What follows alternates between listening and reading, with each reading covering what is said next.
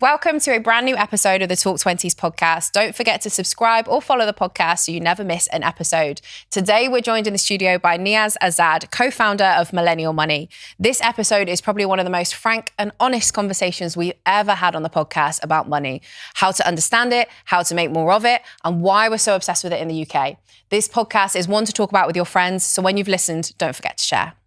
Niaz, welcome to the Twenties podcast. I'm so delighted to have you here. It's going to be a great chat, I can tell already. We've been chatting a little bit already before this episode, and we have so many you have so many interesting points of view, I think, about managing money in your 20s, for sure. No, thank you for having me. And yeah, I'm really excited to have this chat. I think there's loads that you've told me as well, and I think a bit of a therapist already to me. Yeah. And likewise, because I think you've got such a great perspective. Like, obviously, let's talk about our differences first. Like, I live and run a business in a kind of platform, but I live in the Northwest in the UK, and I run my business up here, but you run your platform down in London. Yeah. So we've got two very different perspectives. Yeah. Tell us a little bit more about Millennial Money. So Millennial Money is a multimedia platform, and it's engaged young people to try and demystify the world of personal finance and try and engage young people with the conversation of money. As I'm sure you and most of people in our generation can relate. It's a conversation that we felt quite shut out from, disenfranchised from,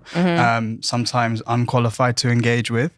So me and one of my best friends, Shaq, a few years ago, we thought we'd sit down and from our own experiences, we thought there's a gap for a platform that speaks to us and just engages us without all of the jargon that surrounded money for years and years, and actually just speaks to and teaches people in our demographic. So we decided to go ahead and build something to cater to that audience, and we've gone from strength to strength from there. You absolutely have. And I think it's really interesting because I think although traditional money platforms don't speak to our generation, I think as a generation, we are a little bit obsessed with money. Would you agree? 100%. I think it's funny. I think like Brits or anyone, I think everyone's always been obsessed with money, but because of our opportunities, our obsession has come from negative headlines and like the lack of opportunities, but also new opportunities as well. I think the obsession with money's always been there, and it's always going to be there, but it presents itself with like different conditions. So for us, we grew up in the generation of like social media as well, becoming proliferating loads of information.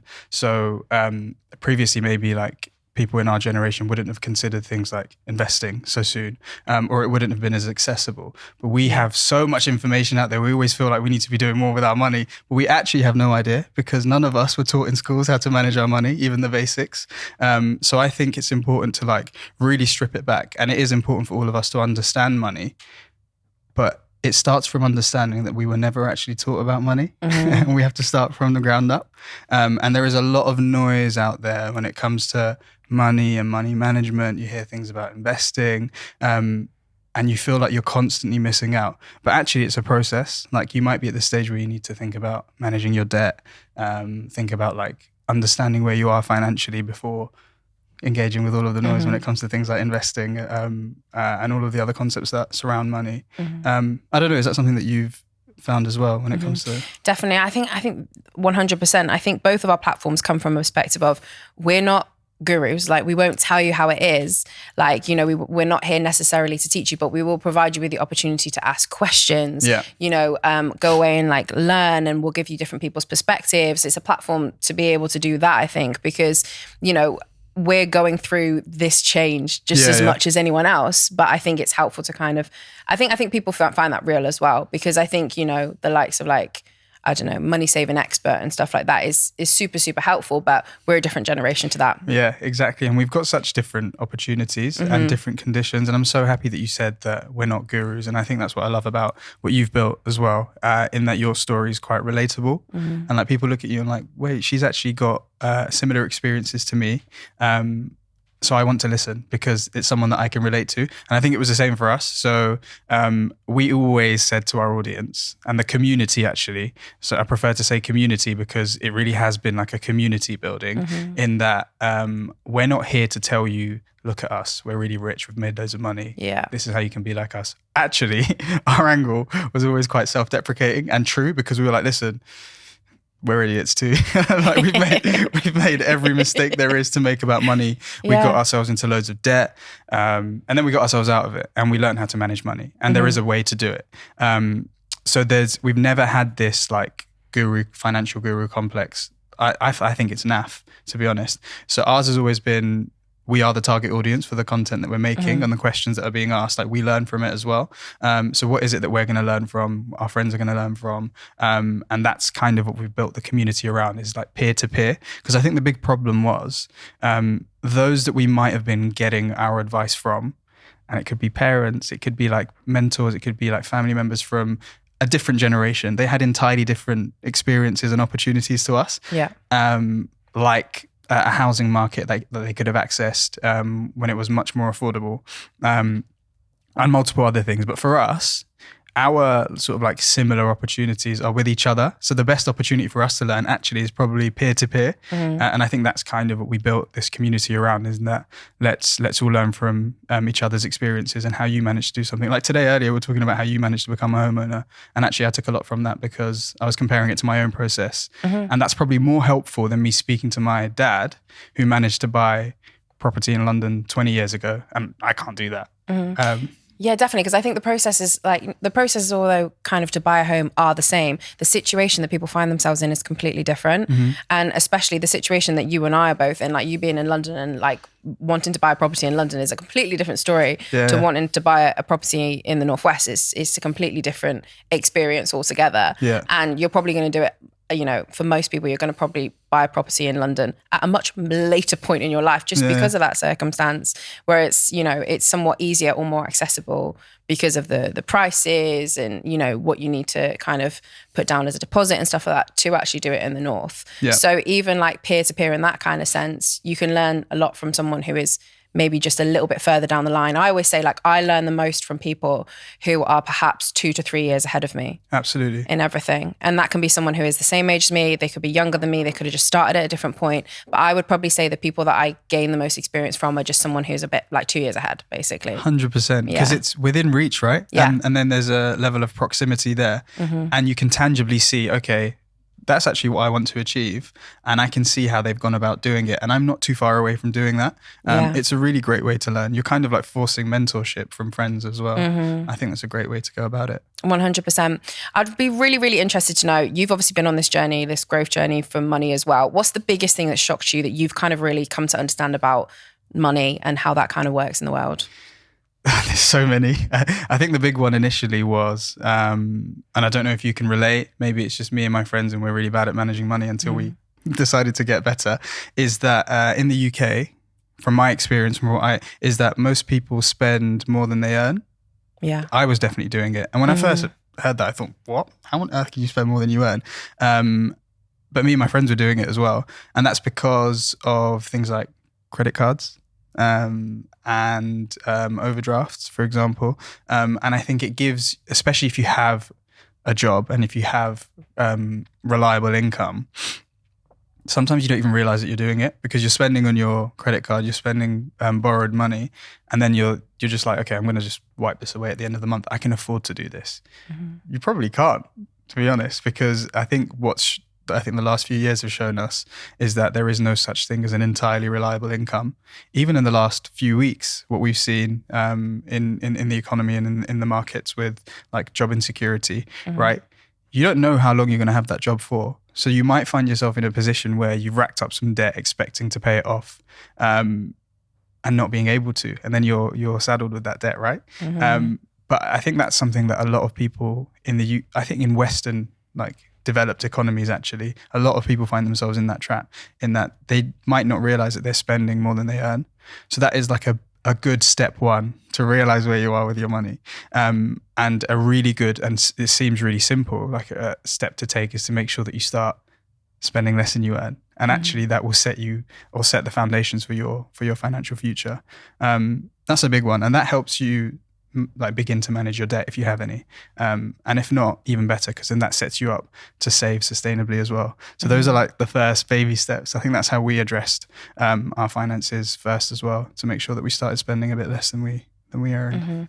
I think it's so true, and I think that the problem is though is that it's kind of probably easier said than done, because wages don't seem to be going up at the same rate as what everything costs in the world. Yeah. Like how can we realistically sit down and actually sort out our finances so that we're not spending more money than we earn? Like that can actually be really hard, especially like with, lifestyle inflation and things like that. Once you move into that flat that costs a certain amount, once you and you've signed a contract for 12 months, or you spend a certain amount of groceries and that just seems to be going up and up and up, or you promise that you're going to go out with your friends once a month and do X, Y, Z, like you get yourself into a situation where you like that lifestyle and it's kind of tricky to pull back. Yeah. I think the first thing to remember is we are in quite tricky times, and a lot of it actually, lifestyle inflation is one thing, and some of it is actually enforced now.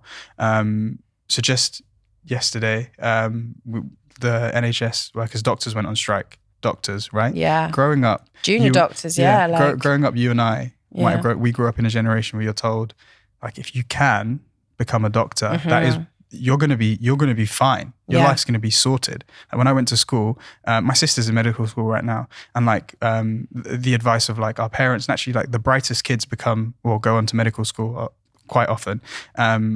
And now you're finding the doctors, junior doctors that are qualifying into the NHS, they're struggling. Isn't it like £14 an hour or something stupid like that? I saw something yesterday that Pret had increased its hourly wage such that they're paid more than junior doctors in the NHS now. That's insane. These are our brightest minds that are doing very crucial jobs, right? On the front line. I have friends that are doctors and they talk about it as well, often working 12, 13-hour days and expected to like deliver a great level of care. But the cost of living has increased so much that the doctors are struggling now as well. Whereas not too long ago, we'd consider that a very safe and secure career to take, right? And then the best doctors are leaving now as well. So coming back to your initial question, part of it is that understanding that we are in quite tricky times with the cost of living and wages not matching that. But what you can do is understand that this is a tricky period. So don't like allocate too much blame to yourself if you're finding it difficult month on month, because there are people that like can share that experience. But there's a level of it that we can take into our own hands, understanding that there's loads of outside of our control. I think the first thing that worked for me was budgeting. And I laugh when I say that, because I remember when I first was introduced to the concept of budgeting, I was like, spreadsheets is boring. I don't want to do that. I can't do that. I'm not the kind of person that's naturally frugal. And I can't like look at every single expense and be like, right, I'm going to cut down here. It just doesn't work. But actually the concept of budgeting is just knowing like where you are in the month and like where your money's going, and like matching your outgoings and tracking it against like how much money you have coming in or how much money you have to start with. What that does is it gives you a clear picture of where you are financially and forces you to basically track against yourself. Whereas before, it's easy to just like put your head in the sand and just assume you can kind of afford what you're doing, but really you can't. So it forces you to audit yourself, basically. And I think it's a good way about getting realistic about where you are with your finances and thinking about whether you can sustain the current level of lifestyle that you might be in at the moment. That's what I'd recommend as a starting point.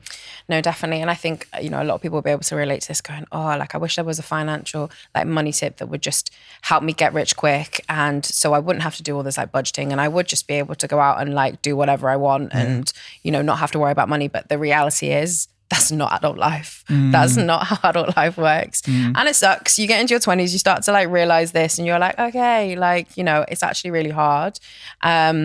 And there's a lot of people out there who will go, like, I wish there was a different way, but there really isn't. The simplicity of it is like, sit down and work it out, really. Yeah, so it's twofold, right? So the first part is actually like you're auditing yourself, right? And that's not going to give you 100% of the answer, but the budgeting will allow you to see where you are now. And then the second active part of it is increasing your income. And I don't say that lightly, right? I know it's difficult to do, which is why we have doctors going on strike, because they need more money, right? Yeah. And we have teachers, like you worked in the education sector before as well. Like these are the most important people in our society, right? And what are they striking for? They're striking for more money. because they need more money. So the second part of it is the active side of it is about increasing the amount of money that you have coming in. And that is how to combat the cost of everything going up. You basically need more money to, in the end, to finish up with, that you can then allocate towards sustaining your lifestyle. I think, it's tricky because it's like the twofold thing, isn't it? And there's lots of different ways that, you know, people will try and tell you, increase your money to do this, or start, you know, investing, trader, this, and this. And So it's much like, noise. there's a lot of noise. So much and it's noise. really hard to kind of cut through that. For someone who is in a position where they want to look to raise the income that they're currently bringing in, what would be your tips? So this is a tough one, and it's something that I actually, like, me personally, I struggled with, like in my look after your primary income. So if you do have like a job that you're working, look after that primary income, right? And think about ways that you might be able to increase that income. I know it's so easy to say, like, go and ask your boss for some more money. That's not an easy conversation to have. No. I don't find it easy. I find it so awkward. But it is something that if you're serious about like wanting to increase your income, that is something that you should consider doing. Your main source of income is the one that you should protect and try and increase first and foremost. Forget about all of this investing. I also and think trading. it's like, although it might be hard and a difficult conversation, I also often think it's the easiest. They're already paying you, right? Yeah. There's already paying you, that's already coming into their account and stuff like that. So having that conversation, and like, I remember that I asked to take on a little bit more responsibility to solve a problem that was going on in the business that I could see that was visible. Like, basically they were bringing in students like from, you know, because they needed help and support.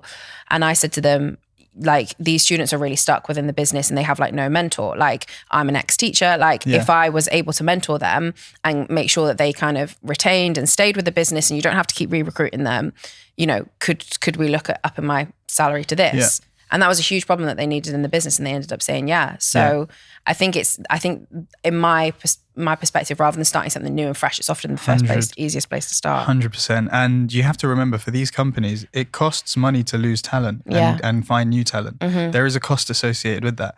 There's a period of time that they'll have like an absent or a vacant position, and then they might have to pay recruiters to find someone to replace you. It's actually often cheaper to give someone who's currently in their role and like value them a bit more and actually give them a bit more money. So I would say try and have that conversation. And then obviously, like, when you hear about all this stuff, like especially online with all the noise, like you feel like everyone's got a side hustle. You think everyone's making loads of money outside of work. Once you've protected your primary income, right, and like try to maximize that, you might consider other things that you can do. Side hustles, like we are the side hustle generation. I think it's a great thing. I think both of us have experienced making money outside of whatever our primary income was, and to the point that you've been able to go full time, which is amazing. It's very inspiring. And certainly for myself, I've been able to supplement my income with a business, and I've been very grateful that it's been successful so far. But I think people look at trying to do something new and like glamorize it quite a lot. It's tough.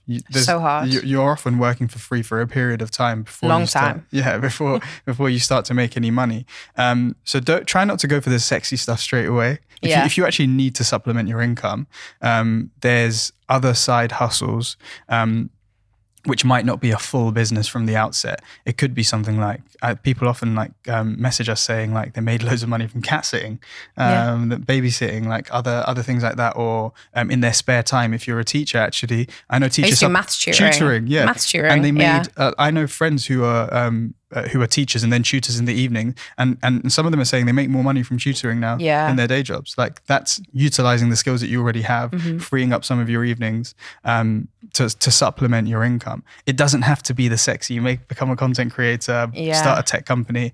You can supplement your income using the tools that you have already. I know now, particularly people that listen to you as well, might like they're quite savvy with tech and like editing and stuff. Content is becoming currency right now. So if you can edit content, for example, and you have the skills to do so, do that in the evenings. Like there's loads of like small things that you might be able to supplement your income with. But look at protecting your primary one first, and then find ways to supplement it. And then obviously, I'm not gonna like cast aside how rewarding doing something sexier and harder is, because we've seen like the benefits of it as well, which is amazing, right? And there's non-financial, non-tangible benefits of that as well. But you have to be prepared that takes a lot of energy and a lot of time, but it can be massively rewarding as well. So there are ways. Where are you storing your savings right now? Just a quick one from our sponsor, Zopa Bank, home of the Smart Saver account. Zopa Smart Saver lets you save in different pots at different interest rates, depending on the notice period you choose to access your savings. The bigger the notice period on your pots, the bigger the interest rate. To find out more about the Zopa Smart Saver, download the Zopa app. We need to tell you that boosted interest pots are subject to a notice period, the longest of which is 95 days for the highest interest rate. You need to save a minimum of £1, and the interest is paid monthly and is subject to variation. I think our generation has loads of opportunity, different opportunity to previous generations because of the advent of the internet, social media, technology, which previously wasn't there. And I think the other thing that's what's difficult about necessarily what we do is that we're kind of paving a new path that hasn't been paved before, which, you know, requires a lot of like, you have to be quite, you know, okay with taking risks, and kind of, you know, you have to look at what's trending quite a lot of the time, and you have to kind of be able to prepare to go, I'm going to go all in on this, and it might not work out in the way that I've hoped, but I can see all the trends pointing in like this direction, and that's why. But that is actually quite a scary thing to do day in, day out, like, you 100%. know, because I think, I find that part of it quite tough, I think. 100%, because there's a security in knowing like what's been paved out for you already. And that security can be quite comfortable, right? And that's why there's like high risk, high reward. And I think that's why they're always intrinsically linked, because there is a greater level of risk in you trying to do something for yourself and build your own platform. But the reward is far higher than if you had remained in your previous role, right? And this is a concept that goes with people that look at investing and money management as well. Your risk appetite is very individual, and whatever you decide to do should be commensurate to your own appetite for risk, right? So if you're someone who has quite a high appetite for risk, you're not going to be phased if you go months where you're not making much money, but deciding on this like dream that you have that you're trying to, or this passion that you're trying to follow. If you're someone who doesn't make money for a month, which doing like, or building something like we've built or platforms that we've built, there are times where you might not, or invoices might not land, right? Or if you're running your own business and you run into any of those periods, you'll be really phased if you're not ready. If you're not, or if you're really risk averse, it might not be for you. So I think that's definitely something I still struggle with that. I think it's really hard. And even if, you know, I would say I'm quite good with risk, but like that doesn't mean that it's easy breezy. Like it's definitely really not. Like I think that thing, you know, especially with like, you know, someone saying they're going to pay you at a certain point doesn't mean they actually will. Oh my God. And so not planning for that like is super, super hard and can put so much pressure on, you know, I have an like employee and like, you know, stuff like that. There's a whole knock-on effect that 100%. That kind of has to have. And it's a lot to carry on your shoulders, like 100%. At one point in time. So yeah, I can totally see that. And I think that's why I liked your point of like protect your primary income and like only when your primary income switches to something else, that's when you can kind of make the switch basically. 100%. And I think I'm speaking from a position of privilege, which I understand. It takes a lot out of me, but I'm doing two things, right? I've still got my primary income and I've building my business, and we have like people, and we've grown our team, and we have people that we need to think about paying for as well. So I know there's been instances where like late invoices, they kill, man. I always watch stuff about other creators. We had one which was delayed for 4 months and it was quite a big invoice. And I was like, I'm gonna have to pay out of my own like savings to like sustain us, because we were relying on this massive invoice to come in and like pay for a few things, right? And that can be quite nervy, right? It can be quite really techy. nervy. Yeah.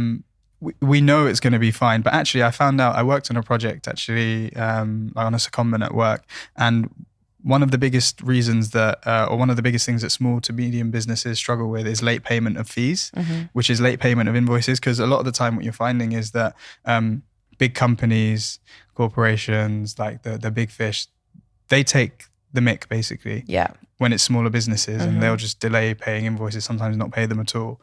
And it sinks companies.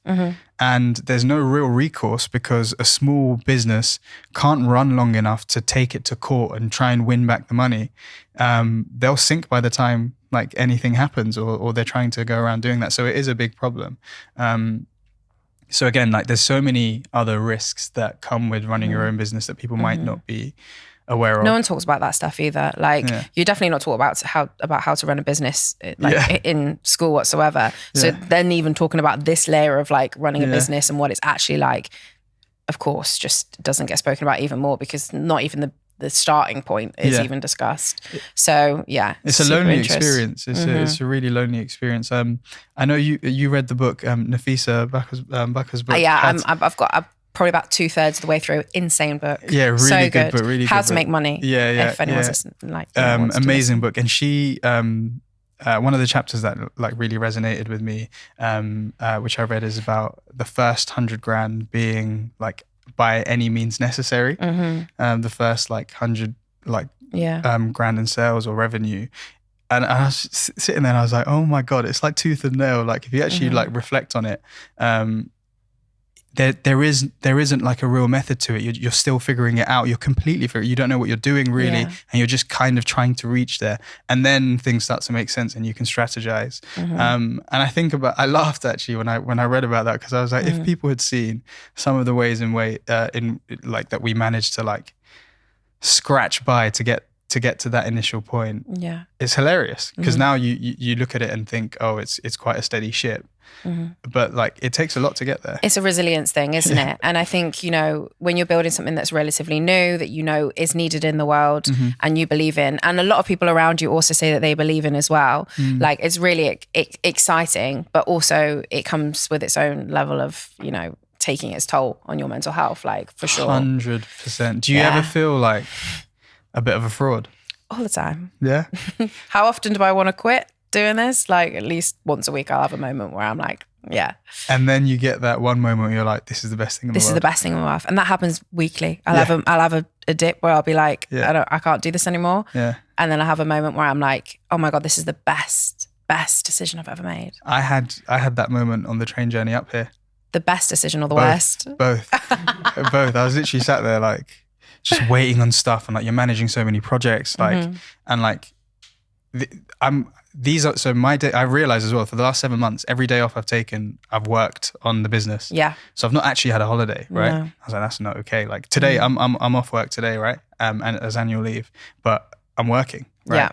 And then on the train, like I'm like waiting for loads of people, because I'm like leading on a lot of these projects, which are exciting, and like waiting on people and like the punctuality of people, and like things not coming in on time or things not quite being right. And then an hour into the train journey, I got sent this like new series that we're going to be launching. And the graphic designer sent across the final draft.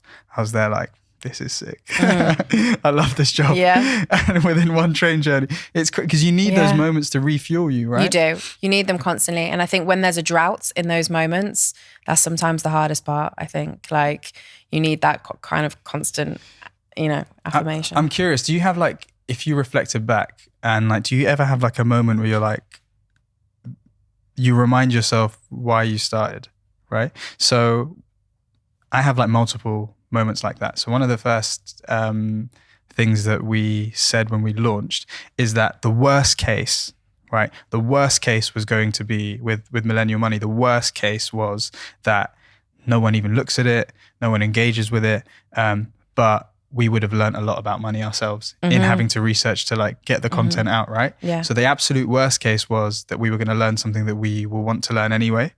And I reflect on that, and I think that was a really powerful way to get started, because it didn't matter that we were doing all this extra work, getting nothing for it.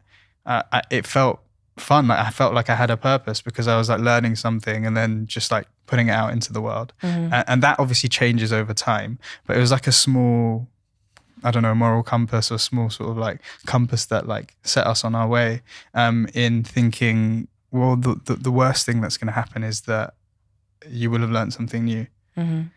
I completely relate to that 100%. It's actually weird because just got literally back from a trip to Paris, like literally last night. And this is going to sound so cringy, but I was literally like stood on the second floor of like the Eiffel Tower, like just looking out at everything, just genuinely having deep thoughts about like, you know, life and all of that kind of stuff. And I was like, wow, like it's not the business that I'm necessarily proud of, but it's like the person that I've become as a result of doing the business that I'm super proud of. You should be. Like I remember like thinking in my early 20s that I didn't enjoy much about life. I didn't enjoy what I was doing. I didn't like really who I was. I didn't like who I really like surrounded myself with. I didn't like where I lived. And there's a lot of things that I used to really beat myself up for. And then I had this kind of bit of like a realization where I was like, actually, I really love literally nearly everything that's going on in my life. I'm so grateful that this is my life, and like I'm really happy with the person that I'm becoming. And I think it's a result of like spending time with the likes of yourself and other amazing people who come onto the podcast, and you know, sharing perspective and sharing opinions. It's shaped me into a far better person as a result of kind of listening to people and having this privilege of sitting opposite so many amazing young people. And you're doing an amazing job, like, and you should be proud of like who you're becoming. And that's actually like a really lovely message. I think a lot of people sit there, and if you reflect on that, you think, I'm probably living through a lot of like the hopes and dreams that I once had, but because it's so relentless, like we're sort of just like going on, like we're moving forward. We don't take time to pause and like take stock of like what you've managed to do, right? Like when you first launched Talk 20s, like did you think that you'd be here? Like absolutely not. You know, like and again, like when you get to those periods where you're feeling a bit burnt out, where you're sort of like experiencing the loneliness of being a founder and running a business, it's easier said than done, but it is nice to sort of like stop and be like, wow, like I'd never even hoped that this would happen at some point, right? And I'm living through some of those like hopes and dreams right now. And it allows you to reset. It doesn't make things easier, but it does allow you to reset. And I think one of the things I was referring to earlier is the intangible, non-financial benefits of doing something like building a business and putting yourself out there is the people that you get to meet, the relationships that you get to build. Yeah. Insane. Like there's rooms and spaces that I've been able to occupy because of it, because of building a platform, that there's no way I would have been able to sit in those spaces, meet those people, speak to those people, build relationships with those people. And it just comes from actually putting yourself out there and just trying something new. Totally. Well, you know, we've gone off on a slight tangent in terms of, you know, we're chatting about like what we love to do and what we've built and stuff like that. But I think one of the things that we really wanted to make sure that we discussed on this podcast was the differences in the geographic locations of the UK and how different our experiences or people's experience will be as a result of that. When we spoke, you said to me, 100k isn't actually that much money in London. Oh, that's going to get clipped and I'm going to get in trouble for that. You did say that. 100k is not actually that much money in London. Tell me why. Okay, I'm going to have to add a lot of context to this, right?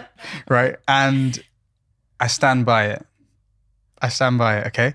So you have to understand like when people, especially Brits, we're obsessed with a few things. We're obsessed with a 6-figure salary, right? We're obsessed with home ownership, right? And I think people see a lot of that. We're obsessed with marriage or weddings, right? Yeah. And these are nice obsessions to have as well, okay? Which is fine. And particularly for 20-somethings, right? These are things that like, it feels like we're constantly reaching for. Now, the 6-figure salary point, 100k isn't what 100k used to be. I think that's fair to say because of inflation. Obviously, it isn't. That's such an obvious point. But in London specifically, like if you think about like what I call purchase power parity, what £100,000, of course it's a lot of money, buys you in Liverpool is not the same as what £100,000 might buy you in London.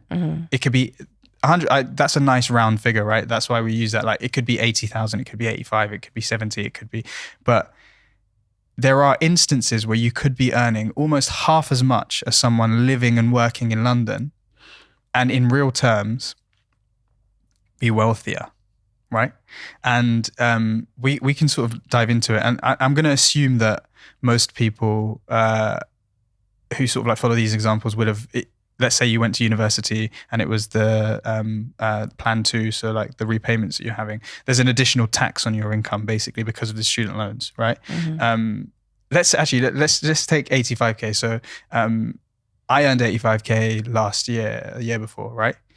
And let's say that's just over $4,000 a month after taxes, after student loan repayments. That's a lot of money, right? Okay. Now in London, the big bit of context, or like the important bit of context to add, is like if you're single or if you have children, so on either side, right?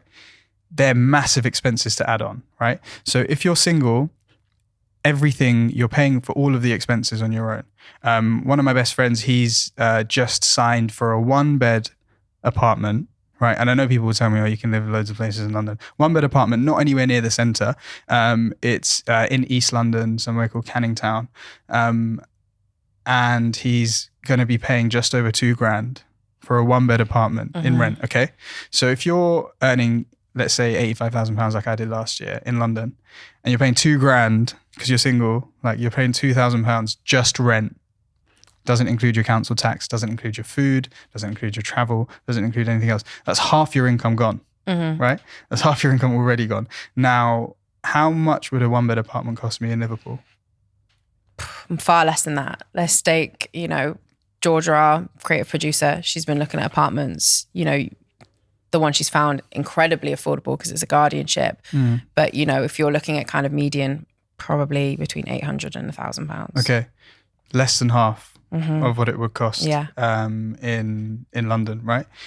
So you've got 3/4 of your salary left after you've paid for housing if you're earning 85k as well. Yeah. But in London, like half of it's gone already. And then think about the cost of travel.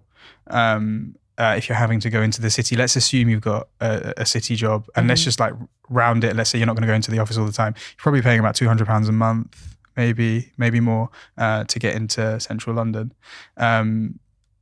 Probably a lot more. And then the cost of like food, that doesn't even take into account any of your discretionary spending in terms of like socializing and going out, and everything's more expensive in London as well. So you could be in a position how much would someone earning, that's half it, if someone was earning around £40,000, they might find themselves in a position living in a really nice part of Liverpool, where they have more money left over after all of their expenses have gone out, than someone earning £85,000 in London. So we have to look at these numbers and really contextualize them with location. Another example was we spoke about our own circumstances of like buying property. So I was in the process of buying a 2-bed flat nowhere near the centre of London, in zone 4, which is quite far out, for about £480,000, right? And you looked at me when I bought a house for less than half that, right? Absolutely, yeah. I mean, it was before COVID. Yeah. But yeah, our house cost £160,000. Yeah, and it's way nice. I can guarantee it's way nicer than what I would have bought, and where I would have bought in London. Yeah. So there isn't complete parity, and people sort of like shirk. And I know, because I think our most like highly engaged content is when we like anonymously post people's salaries and like what they might be doing with their money. Now, there is a real like stark difference in cost of things based on where you are. So I don't think you should look at people's incomes or salaries and feel any kind of way about yourself, because you might actually be wealthier than someone in London on a 6-figure salary, which is weird to say or weird to think. I've got friends who are investment bankers who until recently, so investment bankers in London, right? Until recently told me that they were living paycheck to paycheck on significant salaries. Yeah. Wow. Exactly. And I guess part of that, you might be like, oh, they're going out and they're spending loads of money. They weren't living luxury lifestyles. It's not the kind of lifestyles where you think, oh my God, like they're doing so much. They weren't. Pretty standard, like for 20 somethings, they'd socialize maybe on the weekend, not even every weekend. But that's how significant the cost of living has become in certain places. And then you go to cities like we said, like New York, and it almost becomes like fantastical to us, like when you think about it. But all of that to say, when I go viral for saying 100k isn't that much, all of that to say is that if you, depending on your circumstances, and depending on where you are, those salaries don't get you as far as you might perceive it to get you. Because the other side of it, which we didn't touch on, is which a load of my colleagues tell me about, is childcare and how expensive childcare is. One of my colleagues in my team, she's just had a baby. I think her son's turning maybe 2 soon, and she said she spends over £2,000 a month on childcare, and she works from home She works part-time now and she works from home 4 days a week. But she has to spend £2,000. Wow, it's like another mortgage, isn't it? Or Exactly. another She rent. said, that's so there's another side of it that we don't consider. So a lot of people that's why I don't think it's helpful to look at people's salaries and feel any type of way about yourself, because you have to really consider their circumstances. And I think quite often you might find yourself in a more privileged position than someone in the big smoke earning 100k plus. 100%. I think the whole thing to summarize the conversation is that if you are feeling the pinch as a 20-something right now, you are not alone. There are so many 100%. people who feel, the effects of all of this conversation, and it's pretty normal to be feeling like that, even though you might be feeling alone. That's the whole point of Talk 20s, is to kind of normalize those conversations. 100%. So yeah. And I think the big thing that helps is actually just like speaking to someone about it. Yeah. And it will make you realize that you're not alone in your experience. And just before we move on, that's actually how Millennial Money was launched. So Shaq and I, we always benchmarked ourselves against each other, like best mates from uni, and we were always on like similar tracks, like earning similar amounts and sort of like similar career trajectories. And I think we were both struggling with debt, right? But we didn't really tell each other, and it was just like, bro, I've just got a pay rise, but I'm in more debt. And he was like, what, you too? Like, it was that kind of moment of like, oh my God, like we can actually share in this experience. And it really well-being wise, it was amazing, because you're like, oh my God, it's not just me in this position. And it really helps. And more often than not, a lot of these experiences, certainly with your finances that you might be having, you're definitely not alone. You're definitely not alone. Definitely not. One of the things we love to talk about on the podcast is the fact that even though you have done so much work with Millennial Money and you feel like you're in a really good place with your finances, nobody's perfect. And everybody is still trying to work on something. For you, what's that thing that you're trying to get better at yourself right now? With money or? With anything in your 20s. Like, it's a roller coaster, right? Yeah. I think I need to get better at just communicating my capacity. I think I've got used to just saying, yes, yeah, I'll do that. Of course I can do that. Yeah, of course. And just taking on so much that I just routinely burn myself out. And I don't think I'm that good at delegating yet. I'm trying to learn, right? Because you can't do everything on your own and then still have time for yourself. And like I was saying to you earlier, it's March 2023. My plan this year was to travel quite a bit. I haven't left the country yet. And then I look back at the last time and I love traveling. And I was like, what have I been doing in that time? Because I feel like I've done a lot and I've just been working. And not having any novel experience, time just escapes you, and you look back and you're like, what have I done? And I think I need to get better at pausing. Yeah. And actually being like, well, this isn't going away. Because you're only in your 20s once, right? Yeah, man. Well, I don't have long left in my 20s as well. So you got to enjoy it. Yeah. So I think certainly for me, I think I need to get better at communicating how I'm actually doing with myself first of all, and then with other people, and not being scared to be like, yo, can someone help me please? Definitely. Yeah. And with my money, I think I'm very grateful, and I think I thank Millennial Money for this as well, is that it's forced me to become good with my own money management. It's not a permanent experience. You're never going to always be good with your money. You have to constantly reset and look at it and assess where you are. But currently I'm grateful that's something that I don't have to worry about. And I know that it is a cause for a lot of anxiety for a lot of people, because I was the same. But I'm grateful that I don't have money worries at this moment in time. And I'm pleased, because that's a big thing that I worked on for a while. And I'm in a position where I don't have to worry about that. That's really good. Well, Niaz, it's been amazing to chat to you on the podcast. Thank you so much for coming on. You'll know from listening to the podcast that we always end the podcast with the same question that we ask every single one of our guests. And it's, if you could look back to 20-year-old Niaz and ask him just one question, or just give him one piece of advice that you would say to him to see him through his 20s, what would you say to him? I've actually got a couple, right? I would say, slow down. Why are you in such a rush? You're actually so young. Yeah. Why are you in such a rush? Don't take that job. Oh my God. I would tell myself, do not take that job. Do not take that job. Go and travel. Yeah. Do not take that job. And then I just tell myself to slow down. stop taking yourself so seriously. Like Yeah. you've got plenty of time for things to get really, really serious, and they will. And also, like, you're very lucky. You've still got that hairline. I love that. Thank you so much. It's been so amazing to chat to you. Thank you so much for having me.